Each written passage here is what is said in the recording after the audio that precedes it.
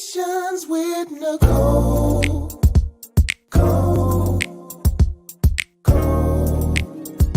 Conversations with Nicole. Let's talk about it. Tell me all about it.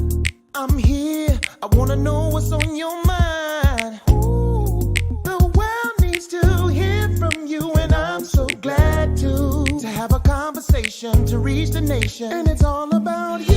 We'll help each other to discover innovative ways to positively change the world. Let's talk about, let's talk about, yeah, let's talk about conversations with Nicole.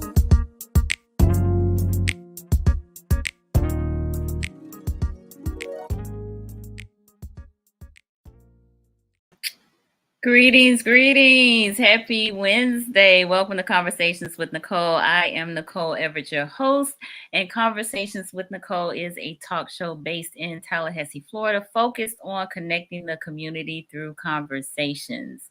And today is what I call Wellness Wednesday. Wellness Wednesday is an opportunity for you, me, and my guests to talk about whatever it is we want to talk about. And today we are talking about Black men and mentorship. Black men and mentorship. We are on the heels of Father's Day. Father's Day is coming up Sunday, and we want to, talk about Black men and what mentorship means for not only boys, but also for girls and to our community at large. So this is an interactive live. We are live on Facebook, on YouTube, and on the Roku TV, Greater Works Network.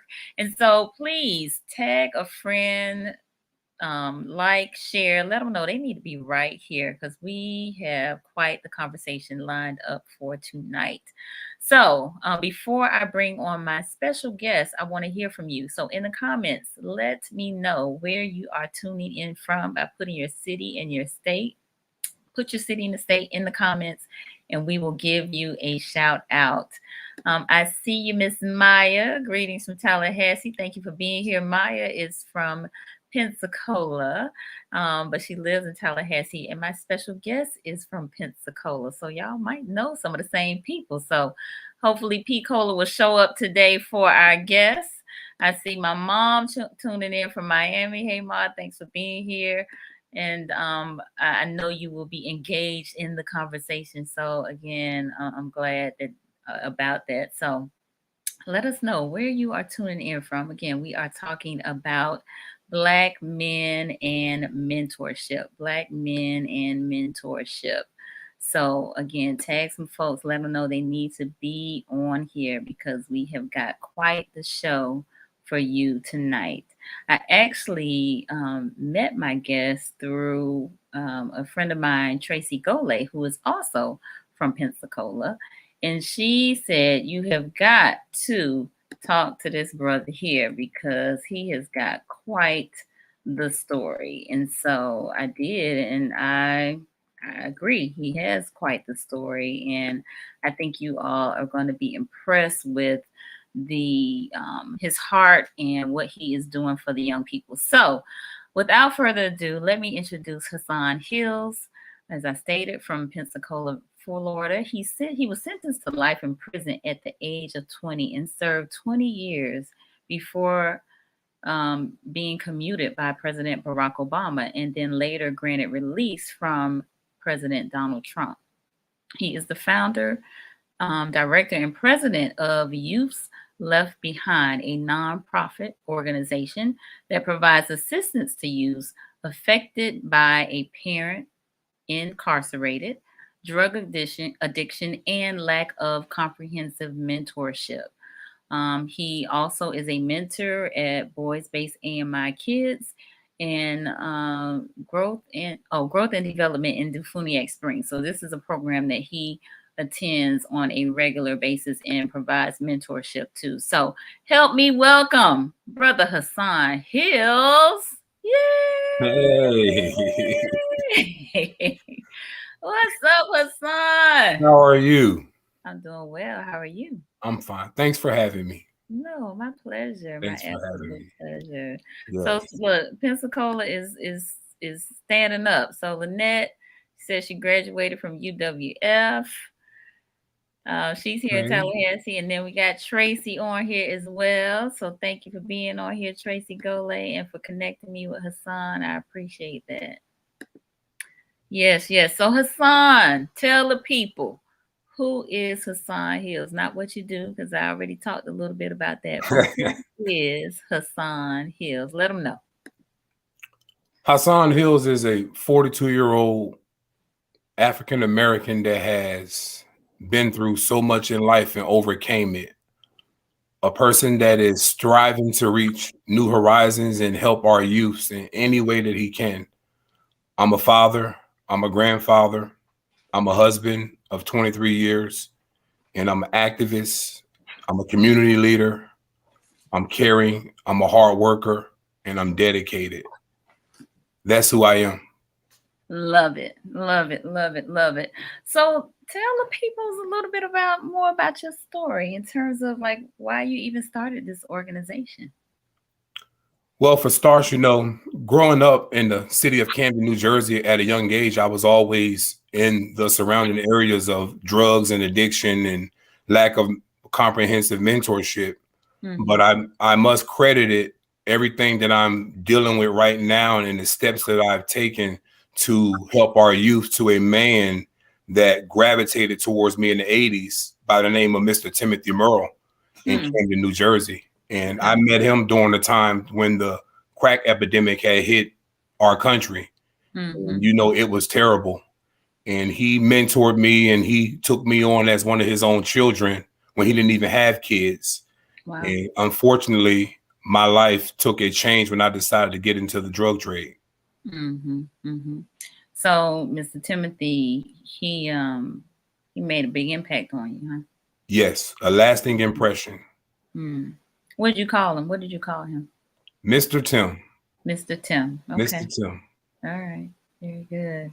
So, Mr. Tim, even though your life took a turn in a direction that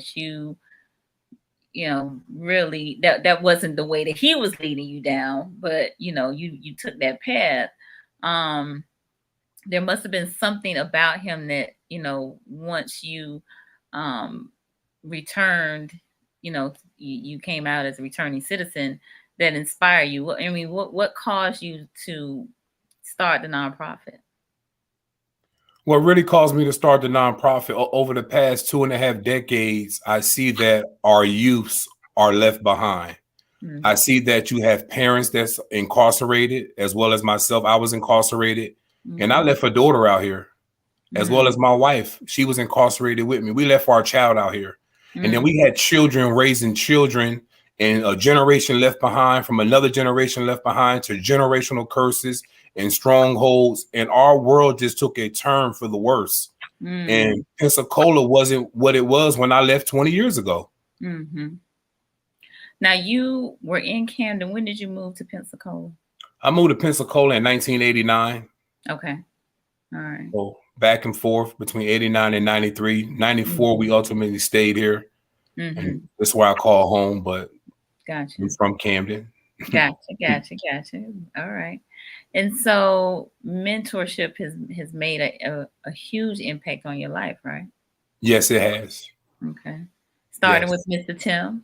It started with Mr. Tim in Camden, New Jersey. And when I Mm-hmm. moved down to Florida, I got in trouble with the law and I was sentenced to a juvenile facility that I mentor at now. I opened it up.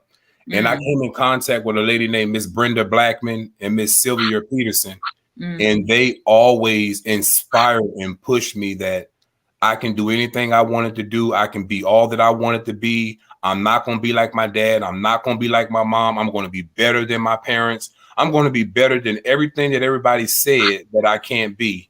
And those words always stuck with me throughout my incarceration, throughout my life.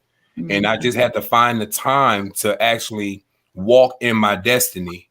And it took me to go to prison to realize that God had a plan for my life. And had I Mm-hmm. not went through what I went through, I wouldn't be able to be the man that I am today and help our youth in the way that I am. Love that. Love that. Lynette said that she loves that Mr. Hassan said, I decided. Listen, that'll preach right there, all by itself. I decided. Yes. There is something about a made up mind. I decided to make a wrong decision. A lot of folks want to blame everyone, but not take ownership. And we all have a past. Amen. I wholeheartedly agree with that. That accountability is key. Yes. Right. So I'm sure you have run across a number of people who were not willing to be accountable. Of course, every day, all throughout life. But in life, we have to understand that the decisions we make early on in life will have an impression on our life 2, 3, 5, 20, 30 years down the line. But when we can recognize our mistakes or our shortcomings and we can strive to reach new horizons, you'll hear me say that all the time. New horizons. I'm looking for something new, something different, not just the old way of things. Let's do something new. The old way just ain't working. So I'm looking for something new. It's time to reach new horizons when it comes to our youth and our people. Amen. All right. Wonderful. Look, I think we're going to have a preaching moment on here today. I'm feeling it in my bones. All right. So tell me, so give us a little bit more. I know this is gonna be a book one day. Yeah, I'm writing the book now as we speak. See, yes, I knew it.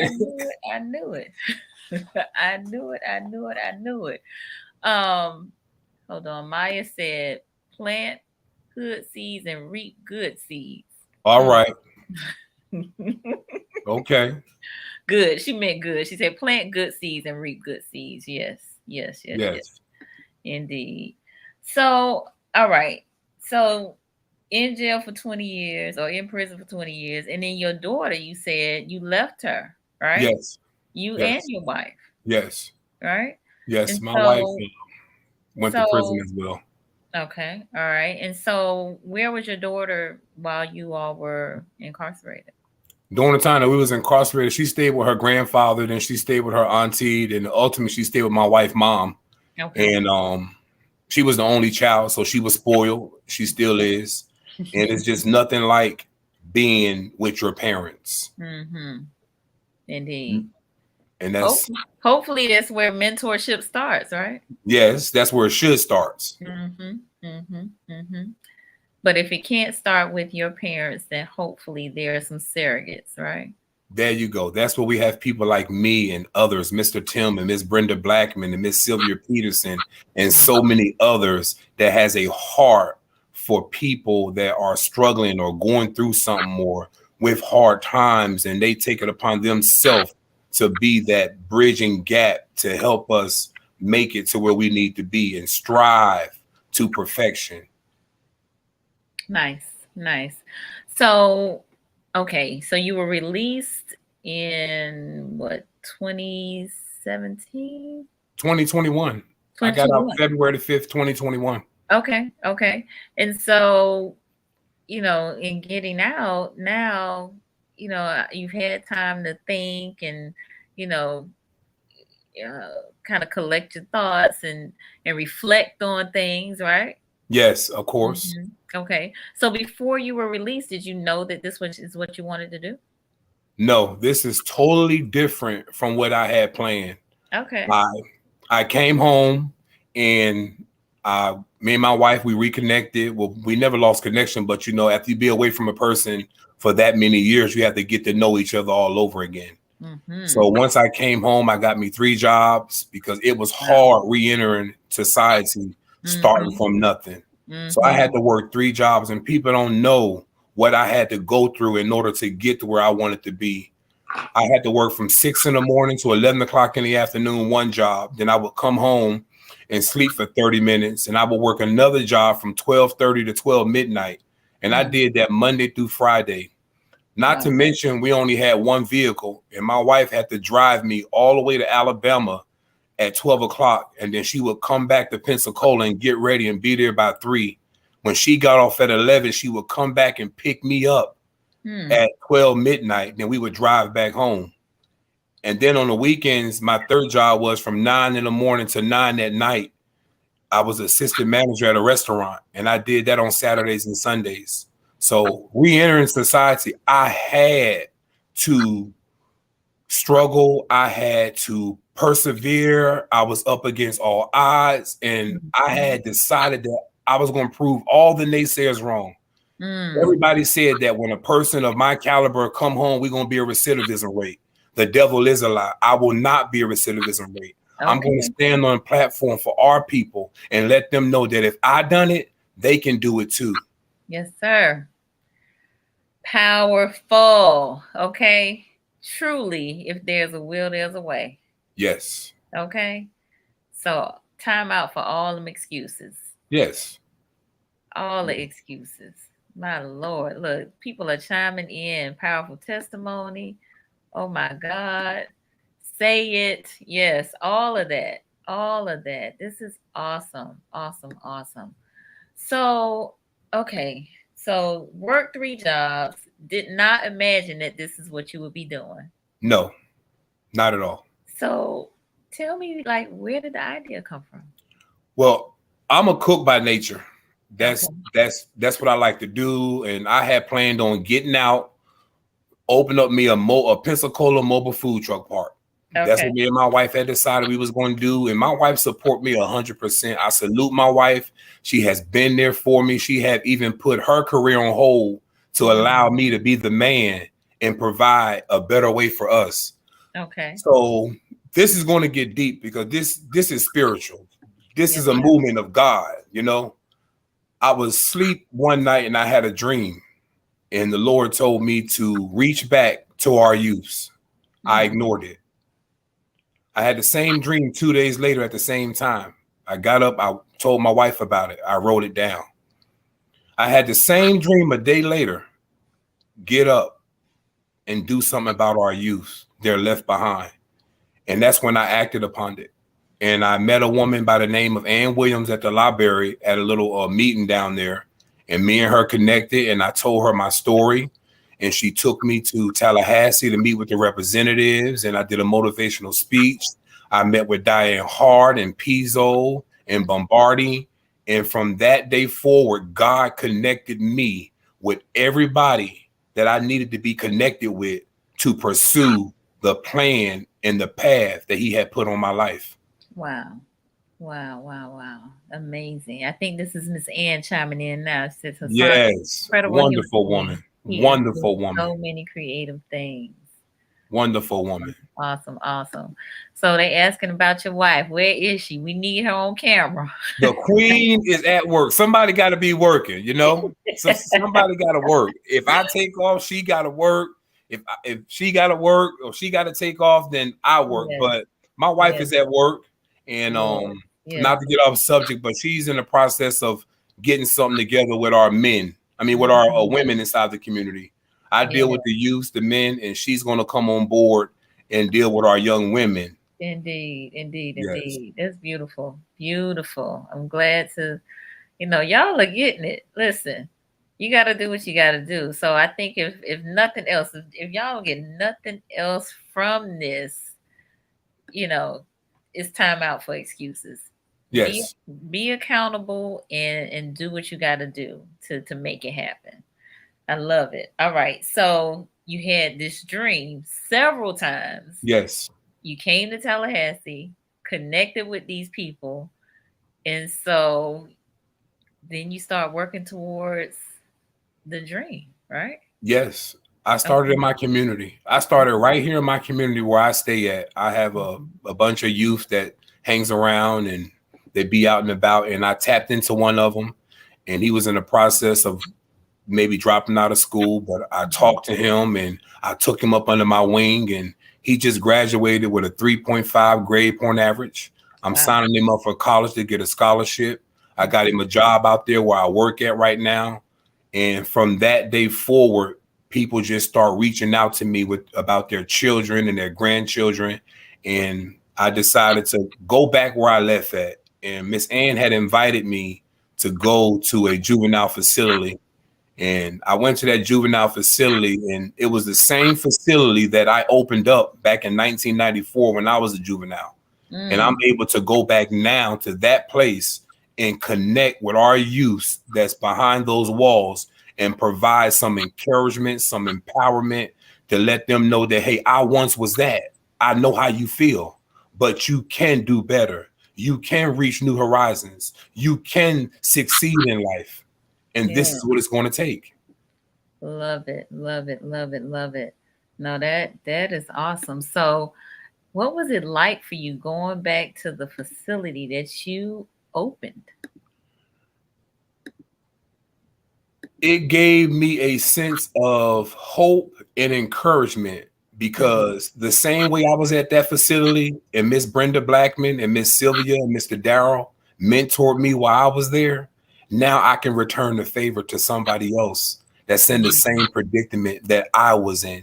And I can relate firsthand. I know what it's like to be away from your parents on your birthday. I know what it's like to spend Christmas there. I know what it's like to call home and everybody's doing fine and you can't be a part of it. So I try to bridge that gap between being away from your parents and being incarcerated with our youths. Wow. Whew. So very, very powerful that you are able to go back and have these conversations. You definitely, like you said, you can relate to not being able to be with family and loved ones during those special days and holidays, and having dreams and hopes and aspirations and those things being kind of put on hold, right? Yes, they are. They are. They are. I branched out and I decided I met with a guy, and he was a director of a juvenile facility here in Pensacola called Boys Base AMI Kids. And I've been going there for the past 4.5 months, and I mentor 20 juveniles on a weekly basis. We do peer group empowerment, and we empower each other in a group style setting to reach new horizons, and we give feedback, and we have a graduation. Every child that attends peer group empowerment at AMI Kids are required to write a 500-word essay on what they have learned through peer group empowerment and why should they graduate from AMI Kids. And I do a graduation ceremony. And the problem that I ran into dealing with these youths is the conditions that they leave from and they come to these type of facilities. They have to go back to that same condition, whether it be a parent on drugs, whether it be a father that's abusive, whether it be not being able to eat the way that they should eat, whatever the case may be. Our children are the way that they are because of the household that they live in, their communities, and lack of comprehensive mentorship. And what I mean by comprehensive mentorship, I mean hands-on. They have to be hands-on with our children these days. So expound upon that a little more. When you say hands-on, what do you mean? You have to get involved with their everyday life. It's not called intruding. It's not called giving them their space. They get their space when they get old enough to pay their own bills and get their own home. Then they get their space, and you still be in their space. Sir, you better say that again. Listen, you better say that again. They get their own space when they get their own house and pay their own bills. You have to be in their space. You have to be in your children's face. Our world is dealing with so many things, and our children are exposed to so many things to where if you don't be in their business, somebody else will, and it might not be what you want it to be. That's a whole word right there. Yes. It's so very true. I mean, I don't know. It's like, I think we have gotten caught up in this whole idea of we wanting our children to have better than we. And with that better than we comes this level of, I guess, independence or freedom. Freedom. Yes. Yeah, freedom. Freedom. Exactly. Yes. But no, I mean, if we didn't have it, what makes it okay for our children to, have this sense of freedom? sometimes I'm just baffled by that. Really, I am. I know I get it. I mean, I talk to parents and they talk about, well, all the, you know, my child's classmate have cell phones or have tablet or have, all of these things, right? But no, okay, you can give that to them, but with restrictions or with some That's right. guidance That's as it right. relates to all of that, because they need help navigating. There's so many things out there that can get a hold of them, right? Yes. Yes. I take a different approach when it comes to our youth in our community. I use the youth that's incarcerated that has messed up as a guide to Mm, better address the situation at hand to the ones on the street that's going on down the wrong path. mm-hmm, Our children of this generation are smart, they intelligent, and they mm, are breaking records of everything that has transpired before us. The only thing is they don't have nobody to mentor them and help them navigate to use that energy in the right way. mm, And I'm a firm believer in God. Every week that I go to Boys Base AMI for Kids, we learn a Bible verse. We learn a Bible verse beginning with the alphabet A, then we go to B, C, we going all the way to Z. I believe that when you implement the word of God inside of a child's life, no matter what they go through in life, they will always have something to grab a hold to. And I believe that because it worked in me during my struggle, during my time. Had it mm, not been for the word of God that was planted in my life at a young age and mm-hmm, throughout my life, so many different people watered it, I wouldn't be here today. mm-hmm. I believe that. I know that it's by the grace of God that I am who I am. And I thank God I look nothing like what I've been through. Yes, yes, yes. Oh, again, quite inspiring. So Maya said, "You better speak." I was raised by my grandparents who said we weren't grown until we were gone. Mhm. Gone meaning we didn't need any type of assistance. So that definitely changed the game for us. We grew up respect in respect, knowing that we would need continued guidance and input from them. That's right. Amen. Amen. Amen. That's Amen. right. Yeah. So Lisa's also chiming in. She says structure is so important. It is. It Structure is. is so It really is. You have to have structure. You have to important. have structure in everything. Yes. Without no structure, without no guidance, without no laws, where would we be? What would we Mm-hmm. have to endure? But I Endure. believe that collectively we can make a difference with our children. Mm-hmm. People have to get involved. Nobody want to get involved. Everything is always swept up under the rug. What goes on in this house stays in this house. Our children are dealing with a lot of mental health issues based upon Mm-hmm. what they've been through, what they've seen, what they witness. So I believe that it takes people like me and you and others that can collaborate together and find a Mm-hmm. more excellent way for our youth. I Yeah. believe in incentive. I believe in that. It's Okay. a parent's job to make sure that the child needs are met. Mm-hmm. Food, shelter, clothing, go to school properly. That's your job as a parent. Mm-hmm. All the extras, we get that if we're able. If we're able. I believe in making a child earn what they want. If you go to school and get all A's, you're supposed to do that. That's your duty. Now, if I'm able, I'll go buy you an iPhone. I'll buy you a pair of Jordans, but I Mm-hmm. don't have to buy that. We all want our kids to look nice. Mm-hmm. We all want our kids to represent us, but we need to learn how to build generational wealth within our children and take some of this money and use it for the future for them because those shoes will wear down. Why not give them Mm-hmm. $100 to invest in the stock market and see what they do with it? At least, Mm. at least if they lose it, they learned the valuable lesson how to trade money. Mm-hmm. No, very good point. I don't know if Yes, you're familiar with Wall Street Trapper. yes, I've heard a lot about him. So I actually interviewed him a couple of years ago, and while he was in prison, learned the stock market, and Yes, now he teaches people how to invest. Mm, Mm-hmm. amazing, Mm-hmm. Mm-hmm. amazing. Mm-hmm. Yeah.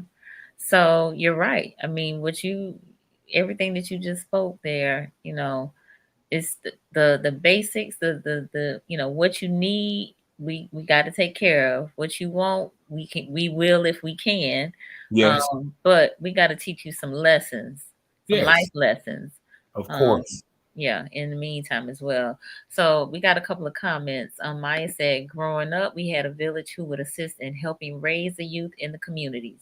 Now there are so many kids raising kids that no longer believe in respect for elders or input from the village. We really need to go back to the basics, the roots of respect for one another. Yes. Yes. All Yes. right. Lynette said, when I was volunteering at an elementary school, assisting a student with reading, she would share her home life. It was horrible. It was clear why she had problems reading. Her home had no structure and very dysfunctional. Mm, Hmm. mm. So I know you are faced with that, Hassan, right? I'm faced with it every day. Hmm. I build a relationship with every child that I come in contact with, Hmm. and I do comprehensive mentor sessions for 30 minutes with them, whether Hmm. it be at a park, whether it be at a restaurant eating ice cream. I meet the children right where they are. I tell them, you can come to me right where you are, and I allow them to. I sit down sometime and just listen. Sometimes you have to listen to our children. Hmm. Sometimes it don't take all the bashful and telling them what they need to do. Sometimes you got to listen and absorb what they're saying and go back to the drawing board. Then come up with a way to try to provide assistance and help for them. So me, I believe in incentives for our youth. And what I mean by that, if we're going to invest $71,000 to incarcerate them for 1 year, why not invest in a GED or high school diploma program to where every child that participates in this program and graduates from high school, we give them a $2,000 savings bond. If they go to college, we give them $2 more thousand. If they go to a trade school, we give them $2 more thousand.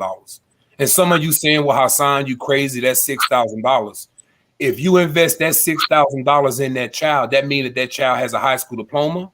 That means they went to college. That means they got a trade. That means that they're going to be a productive citizen. That means that they're going to be an attributing member of their community. That means they're saving you $70,000 a year to not incarcerate them.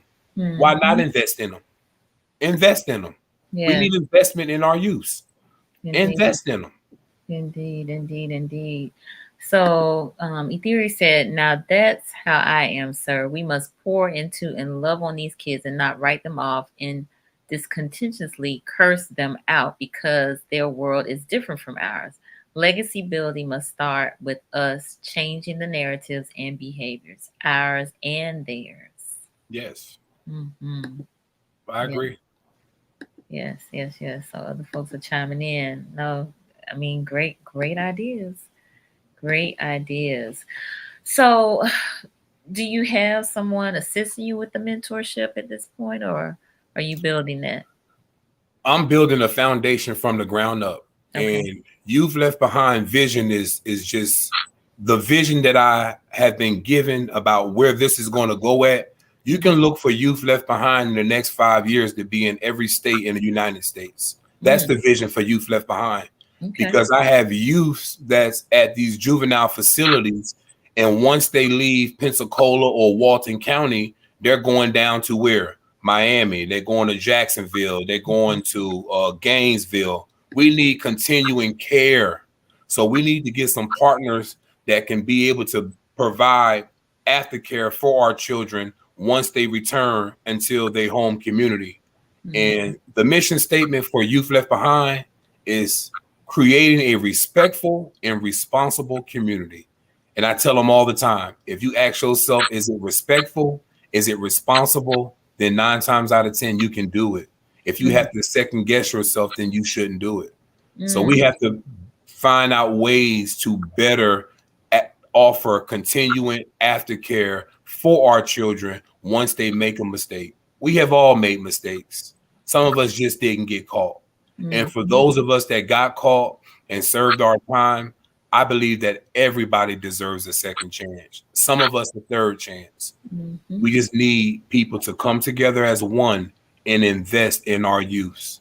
That's what we need. Indeed, indeed, indeed. So let me just pause here for one moment. For those of you who are just joining us, I am on with Mr. Hassan Hills, the founder and president of Youth Left Behind, which is a nonprofit organization based in Pensacola, Florida, that is all about mentorship. We're talking about Black men in mentorship, but we are specifically hearing from Hassan and some of the great and wonderful things that he is doing with his mentorship program. Hassan, you talked about parents being incarcerated and, the, like you said, the youth that are left behind. Some of the youth that you have dealt with, I'm sure that has been their case, right? And so, how do Yes, you help lift their spirits? Because maybe they just, it's depressing. It's you know, it puts them in a state where they can't be with those who, you feel that as a child, your parents are who you are closest to, yes, especially as a small child, right? yes. So how do you encourage them? The first thing I do is I get a lot of feedback from my daughter, Mhm. and eventually me, my wife, and my daughter are going to come on the show.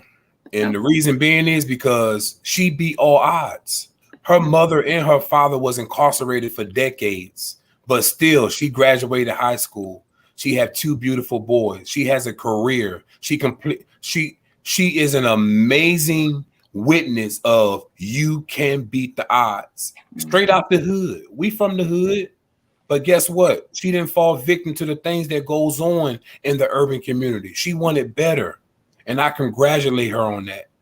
I instilled in her as a child the things I wanted her to do. And even though I wasn't there, she grabbed a hold to it and she said, I'm not going to be like my mom and my dad. I got to provide a more excellent way for my children. Mm. So I piggyback off some of the things me and her talk about, and she helped me address what these kids go through when they're away from their parents for such long periods of time. Like Mm. I'm dealing with a child now whose mom been incarcerated for 10 years and she got a 30-year sentence and he hasn't seen his mom in years. So I'm in a process now of setting up a Zoom, Skype visitation for him and his mom. That's Mm. what Youth Left Behind want to do. I want to have a hub to where incarcerated parents will be able to visit their children on a weekly basis. Mm. It will help the child. It will Mm. help the parent. It'll keep a bond. They can build a relationship. We all make mistakes as parents, and we do things that affect our children in more ways than one. But Mm. once we get clean, once we get sober, once we get time to think about the mistakes that we made, deep down inside, the first thing that comes to our mind is our children and Indeed. what we could have done, what we should have done. And how can you build that relationship back together if you're in a prison in, say, Wisconsin or Texas, and your family member, your family's in Florida? Mm-hmm. Mm-hmm.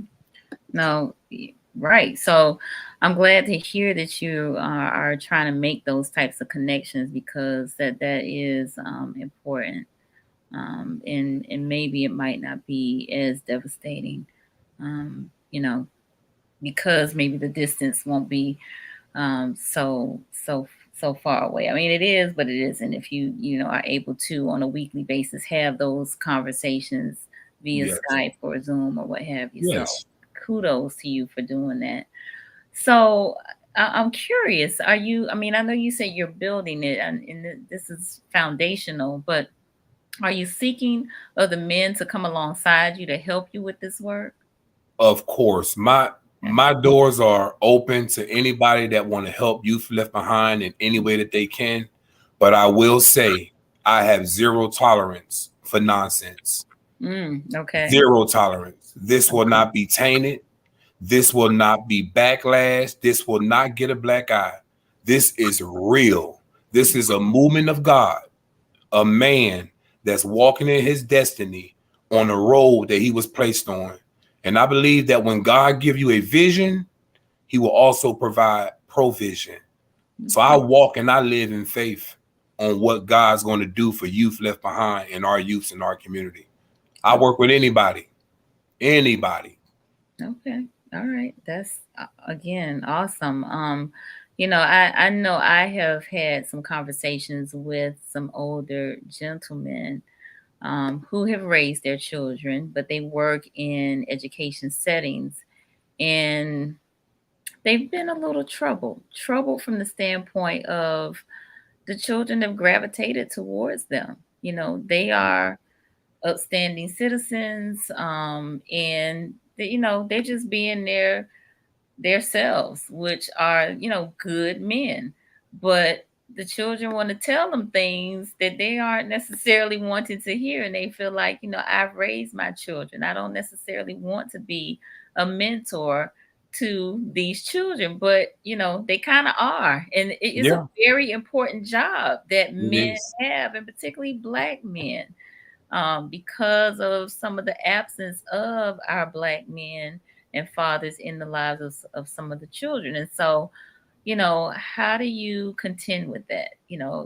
Men that aren't quite sure that they want to, take on this awesome responsibility. The first thing we got to do is we got to get away from being fearful. Mm, God has not given us a mind of fear. okay.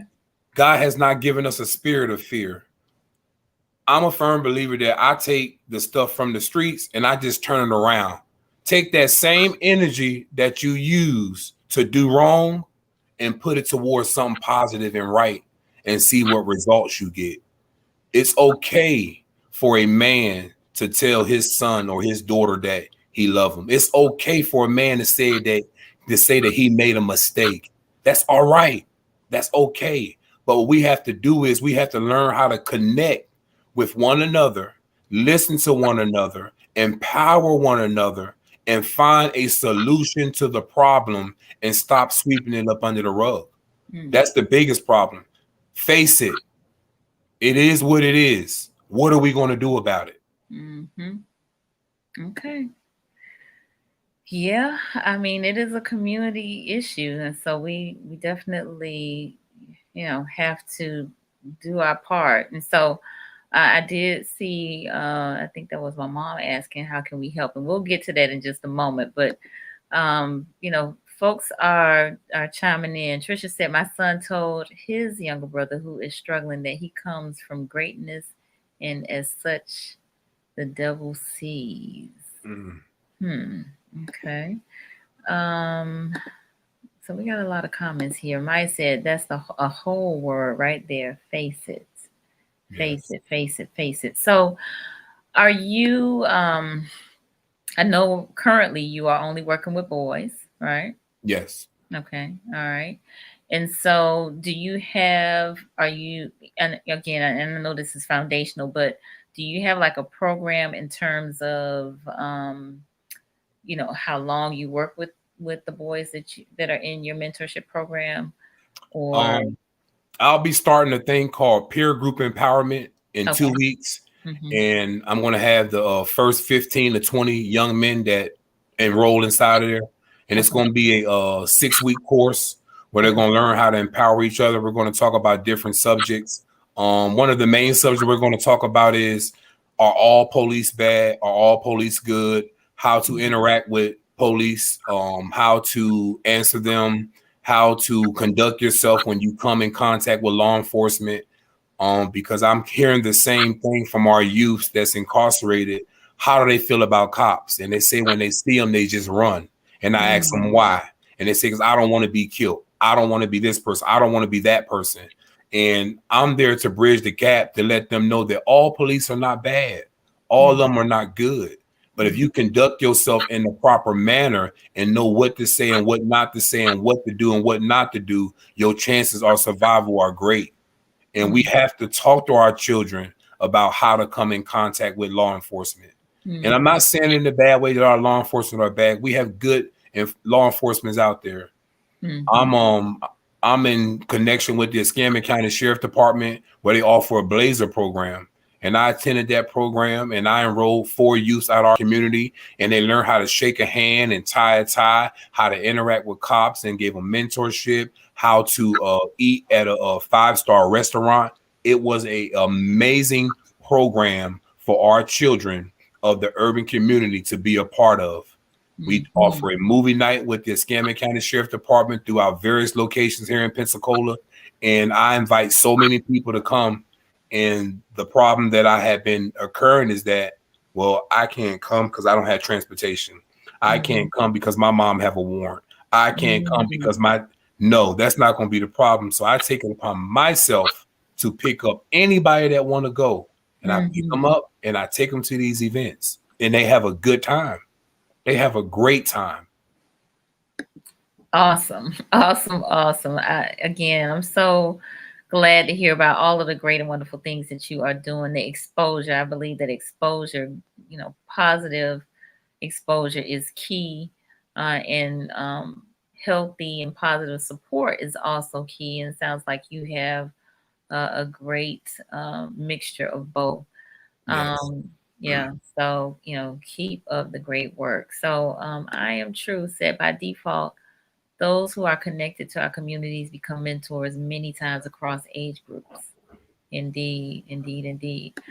She also said, do you provide training to the mentees you partner with or those who volunteer to assist um, with your organization? Yes. The only thing that I ask is, we don't want everybody working around our children. Let's just be real. Okay. Everybody can be in connection with a child.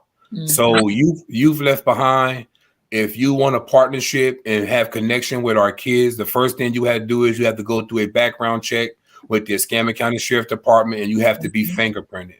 I'm Okay. not worried about you being a past drug dealer. I'm not worried about you toting a gun. I'm not worried about those type things. Everybody has a past. Are you willing to change and lead by example in our community to show our children a more excellent way? That's what I Mhm. need. And Okay. the second thing is you must pass a Diana sex screen test. You have to go through that and make sure that you're not a sex offender in any way. Mhm. We don't want people like that working hands-on with our children. Not to say that they can't help in other ways, but as far as direct contact with our children, is not accepted at Youth Left Behind. Okay. No, that's again great to know. So she said mentors. Hold on. I am true said, do you provide training to the mentors? So that's what you were just talking about. Yes, And I think and I am truth. He mentioned the mentees in terms of some of the training that they provide as well. Let me scroll back. Trisha, she had kind of an incomplete thought there. She was talking about her younger brother who was struggling, that he comes from greatness, and the rest of her comment was, and such that the devil is busy and will try to tear you down. So that was the completion of her comment. okay. So just that, that saying that the devil's an idle mind is the devil's workshop, right? Of course, Hmm. of course, Hmm. of Hmm. course. Yeah. So, ooh, I mean, we have covered a lot. I mean, and you are doing a lot. How can folks help with what you're doing? How can they assist with what you're Um, we are always looking for help. Like I said from the beginning, Youth Left Behind is new, and we need resources, doing? contributions. We need in-kind time, in-kind donations. We have yet to receive any grants or anything from the state or the government for this program. Everything is funded out of my pocket. I received one donation from the Escambia County Sheriff Foundation about 3 weeks ago. I've been running for almost 6 months, and the resources you can donate through Cash App to Youth Left Behind, or you can take and go to any Wells Fargo branch and tell them Youth Left Behind, and you can deposit into the Youth Left Behind bank account, or you can do Zelles at youthleftbehind@gmail.com. This is a 501c3 organization. It's tax deductible, and in any way that you can contribute to help the vision for our children, it will be greatly appreciated. We have our website up, and if you contact me, I will call you back. I will reach out to you. If you're in the Pensacola area and you are experiencing a child or somebody that's dealing with certain issues, hit me up anytime. My phone line is open 24 hours a day. My wife said, I don't know how you do it, but I work a full-time job. I mentor youth in the community. I'm a full-time husband. I'm a full-time dad. I'm a full-time granddad, and I'm a firm believer in God. Okay. Wow. Y'all heard it here. Listen. Whew. Mentor, mentor, mentor. And so what advice would you give to any man that might be considering mentorship? What advice would you give them? If you're considering mentorship and that's something that you want to do, I want you to treat that youth as if he or she was your own. And I want you to invest in them what wasn't invested in you. The things that you lack or the things that you wanted when you were their age, those things still occur and are still in need. And you can change your life right now, right where you're at. All you have to do is be willing to take that one step and invest in our youth. And it don't have to be monetarily. You can take and you can invest time. You can invest a conversation. You can just invest a good word of encouragement. They might be on the verge of giving up, dropping out of school, running away, and just one word of encouragement from you to them can make that child feel love, make that youth feel love. They give them the motivation to go the extra mile and reach their goals in life. Mm-hmm. So again, very good word. That encouragement is important. Words do make a difference. I think human beings, period, just want to be acknowledged. So you having a conversation with them lets them know that you see them. Yes. You see them. How Yes. important is it to be seen, Hassan? It's important to be seen, especially when you're a child, because if you don't pay attention to your children, your youth, your nephew, your niece, your uncle, if you don't pay attention for them, at them, then somebody will give them the attention in the wrong way. So you need to pay attention. Just like the women that's up in the women that's viewing right now, when you come home from getting that hair done and them nails done, you want your husband to say, "Oh, baby, them nails look good. Oh, baby, your hair look nice." Let her come in and you ain't done said nothing like that. She gonna give you the cold shoulder. So you take that same energy that you use to build up the beauty in your queen and build it up in our queens and kings in our urban youth community. Absolutely. Absolutely. Absolutely. So, I know you probably are dealing with some youth that don't have dads present for whatever reason. And, Father's Day is coming up, right? Yes. So, how do you, love on them, even though their father may not be present, or, just encourage them during this time? Well, we did something for Mother's Day at AMI Kids Boys Base for Mother's Day. My wife was a special guest, and we went to AMI Kids for Mother's Day, and we empowered the youth, and she showed them some mother love because they was away from home. In the community during Father's Day, what we want to do is I want to get with the ones that I mentor, and I want to let them know that in spite of your father not being here, they can be there for you in spirit, and you can still let them smile down on you or smile right where they're at by the actions you take to reach new horizons in life. See, when you do good in life, when you beat all odds, when you cut down on a recidivism rate, when you prove all the naysayers wrong, that in itself is enough for anybody to be happy for you. Even if your parent is not here to say that they love you or congratulate you, you can give yourself a pat on the back. Sometimes you have to encourage yourself. You just have to do that. Yeah. Yeah. No, that's a good word. Absolutely. Sometimes you have to encourage yourself. Yeah, I think that'll go a long way with the youth, Yes. recognizing that they can be proud of themselves. They can do excellent and have a sense of pride in what they do. Right? You're right. Yeah. We also got to learn as parents, when you're dealing with a child, the last thing you want to do is instill negative futures into our children, our youth. Mm. You're going to be just like your dad. You're going to be just like your mom. You're going to be just like your auntie. No, we cannot brainwash our children to believing that they're going to be like their parent.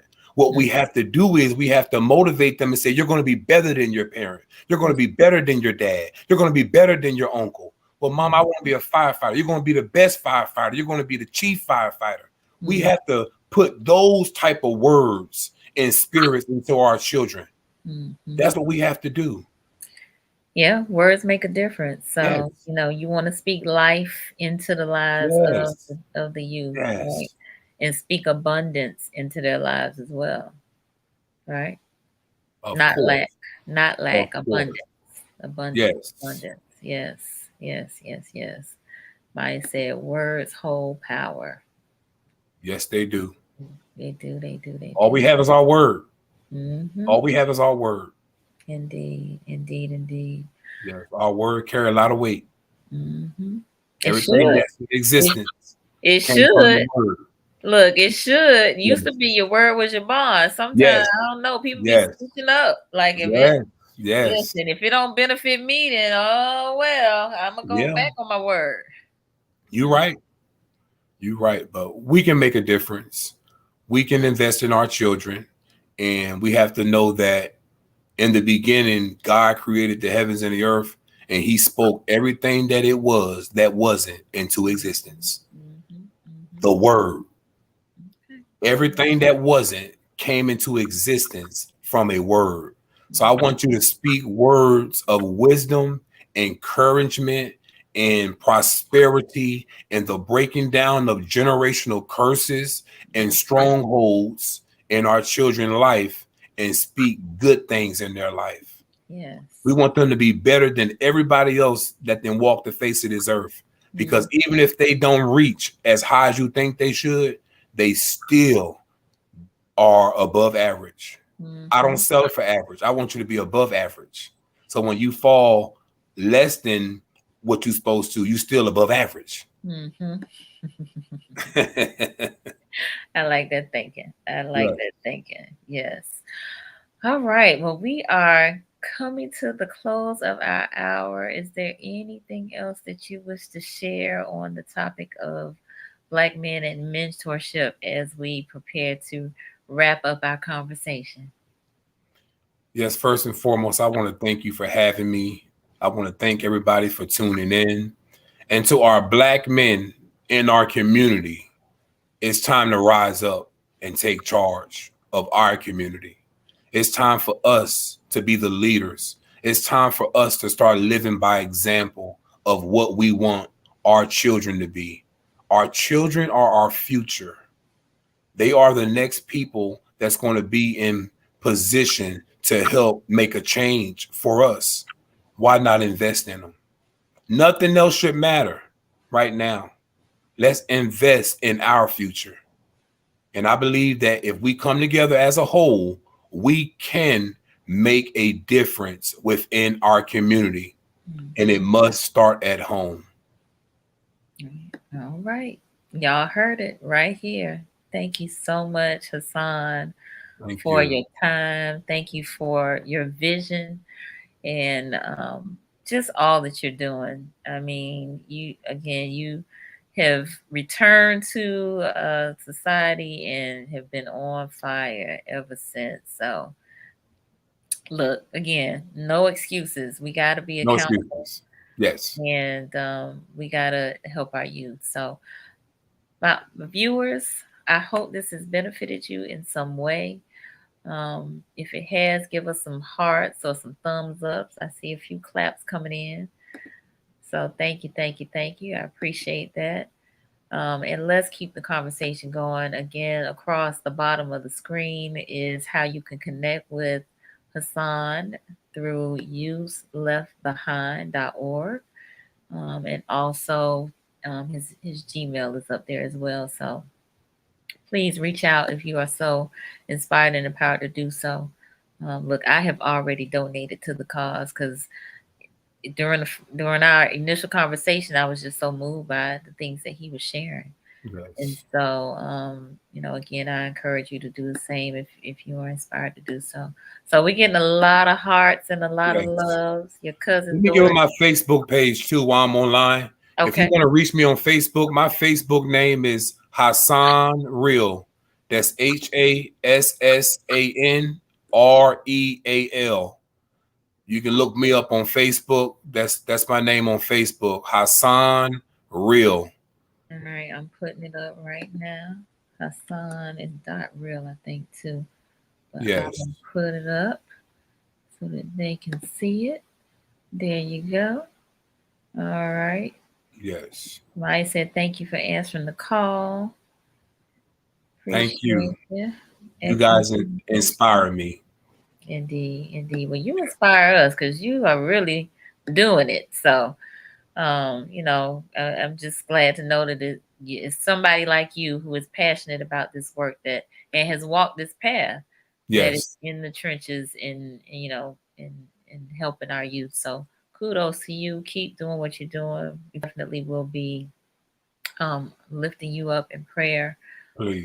with all that you have going on and our undertaking. So thank you to your wife for Yes. allowing us to have you for this hour, Yes. and to your family, and God bless you, and happy Father's Day, Hassan. Thank you. And to all the fathers, happy Father's Day. Yes, to all of the Yes. fathers, happy Father's Day. We love you and we appreciate you.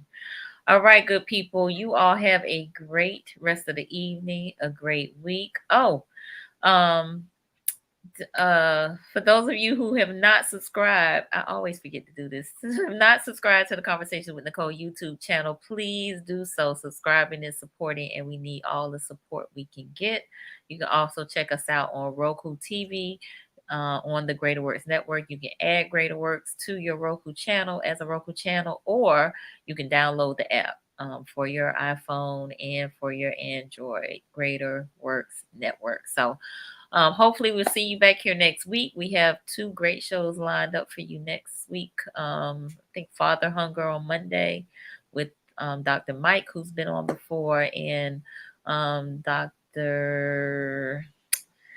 Oh, I can't think of her name right now, but she's going to be on Wednesday. We're going to be talking about incarcerees are people too, because she actually works at a facility and she loves um, working with the incarcerated male population. So I'm looking forward to that conversation. But at any rate, we will see y'all next time. Have a good night. Peace.